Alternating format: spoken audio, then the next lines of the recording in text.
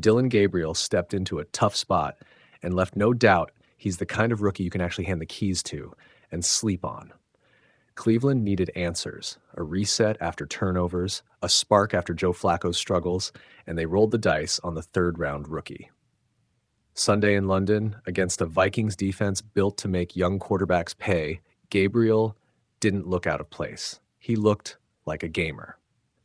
Let's start with the box score because it tells you the baseline. 19 of 33 for 190 yards, 2 touchdown passes, a 94.3 passer rating.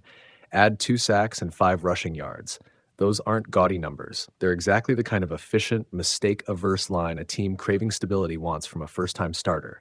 No pick. 2 TDs. Late-game drive crafted under pressure. That's a clean debut. What sells you on Gabriel is how he approached the game plan and executed it. Cleveland built this offense around balance and ball security. Quinshon Judkins carried the day, 110 of the team's 140 rushing yards, and that physical ground game removed the pressure for Gabriel to force throws he didn't have. He didn't force it. He worked the short to intermediate windows, trusted his tight ends, and managed the clock. When you're a rookie facing Brian Flores' disguise-heavy defense, making the simple reads and turning the ball over 0 times is a win in itself. His 2 touchdown passes were textbook rookie-friendly plays. Smart red zone decisions, timing throws, and trust in his teammates. David Njoku hauled in one of those scores on a tough catch, a ball that required precision and touch. That throw wasn't a laser, it was placement and timing. Gabriel put it where only Njoku could get it. That's quarterbacking. That's understanding the offense, amassed reading leverage, and executing under duress. Pocket presence is another thing that popped. The stat sheet won't show every subtle step, but watching the tape, you see a QB who stands in, climbs the pocket when he has to, and avoids spikes and needless scrambles. He took hits, he absorbed contact, he didn't fold. For a rookie making his first start on an international stage, that calm matters. Teams that win often have QBs who are steady and dependable, not spectacular and volatile. Gabriel gave Cleveland steadiness. Now, caution and growth areas. Gabriel played conservative at times, maybe too conservative. His average depth of target was shallow. He preferred shorter, safer options until the end of the game. That's not a crime. It's a deliberate call by Coach Stefanski to protect and ease him into live fire. But long-term, you want your starter to drive the field. The final minute push showed he can push it when necessary. The long pass late in the 4th was evidence, but he needs to be comfortable doing more intermediate and downfield work earlier, not only when the clock forces it.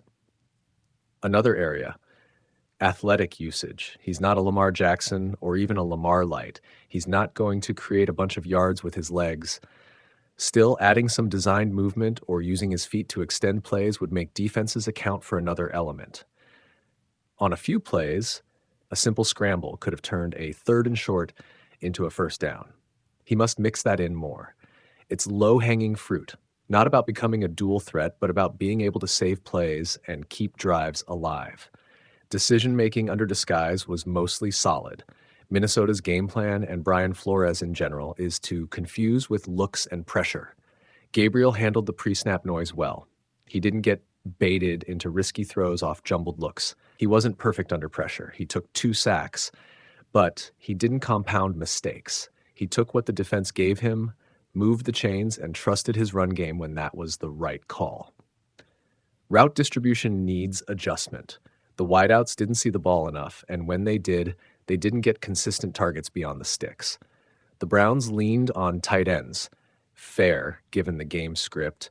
But to grow into a full-time starter, Gabriel needs to spread the ball more frequently to his perimeter weapons. That will keep coverages honest and open up the middle for the play-action game Cleveland clearly wanted to run. Let's talk leadership and poise, because those are the intangibles coaches crave. Gabriel talked like a veteran in the locker room. He handled the press and the pregame noise without rookie bluster. On the field, he was calm in the face of a hostile environment, a tough defensive front, and moments where mistakes could have snowballed. That composure is not something you can coach into a player overnight. It shows readiness. Credit the coaching staff. Putting Gabriel in a context where he didn't have to single-handedly carry the team was smart. The offensive game plan reduced variance, strong running game, manageable third downs, emphasis on efficient throws, and protecting him from overexposure to Flores's exotic pressures. That's how you introduce a rookie starter. Make the system shelter him while letting his strengths surface. Gabriel executed that plan. Where do we go from here? First, give Gabriel another start. The kid earned it. This was not a replace and hope experiment. It was a job audition, and his tape says keep him. Cleveland needs continuity. Let him build chemistry with his receivers. Continue growth with the line, and start inviting more aggressive play calls as his comfort grows. Second, focus on expanding his throws. Gradually dial up intermediate levels and a handful of shots per game beyond 20 yards to stretch defenses. Finally, work on situational ball security and creative mobility to turn potential negative plays into buys for the offense. A few numbers to seal it. No interceptions in the debut, priceless. A 94.3 passer rating, efficient. 2 TDs, productive in the red zone. Those figures matter more than raw yardage for a team seeking stability. They indicate process over flash, something Cleveland urgently needs. Bottom line, Dillon Gabriel's NFL debut was not flashy. It didn't need to be. It was controlled, effective, and illustrative of a rookie who was prepared. He proved he can handle a starting role. He proved he can take care of the football, and he proved he can lead a drive late when the margin for error shrinks. The loss stings. A win would have made the narrative cleaner. But in terms of individual evaluation and what this franchise needs next, Gabriel did everything you could realistically ask a rookie starter to do in week 1 of his starting career. Grade B+. Play smart, keep learning, and start widening the range of throws and the use of your legs. If he does that, the grade climbs fast. Cleveland's path out of the early season mess starts here, and Gabriel just made a case that he belongs behind center to drive it forward. Dillon Gabriel proved he's a gamer in his first NFL start, even if the Cleveland Browns came up short in a 21-17 loss to the Minnesota Vikings in London. Thrown into the mix after Joe Flacco was benched for turnover trouble, the third-round rookie delivered a composed, efficient performance that showed why the Browns felt comfortable handing him the keys. Shedder Sanders remains the emergency third option, but Gabriel did enough on Sunday to make a strong case for staying under center. Box score snapshot. Passing, 19 of 33, 190 yards, 5.4 yards per attempt, 2 sacks, 2 TDs, 94.3 rating. Rushing, 2 attempts, 5 yards. What went right? Gabriel managed the game like a veteran. He operated a short to intermediate attack that leaned on the run game, trusted his playmakers in tight areas, and avoided turnovers, a key reason the Browns stayed within striking distance against a top defense. 2 touchdown passes to tight ends, Harold Fannin Jr. and David Njoku, highlighted his red zone decision-making. Gabriel put the ball where his teammates could make a play, and Njoku came down with a clutch, contested catch when it mattered. His pocket presence stood out. Gabriel showed anticipation on pre-snap reads, moved within the pocket when needed, and absorbed hits without making panicked decisions. The Browns also helped him out. Quinshon Judkins rushed for 110 yards, keeping opposing pass rushers honest and setting up easier reads for the rookie. Gabriel's poise in a hostile primetime-style environment was impressive. He didn't force throws into tight coverage, protected the football, and executed Stefanski's conservative game plan while still finding ways to move the chains. What needs work? Caution cuts both ways. Gabriel was reluctant to push the ball vertically until the final, desperate drive. His attempts at downfield shots were limited. Only in the late moments did he show willingness to stretch the field.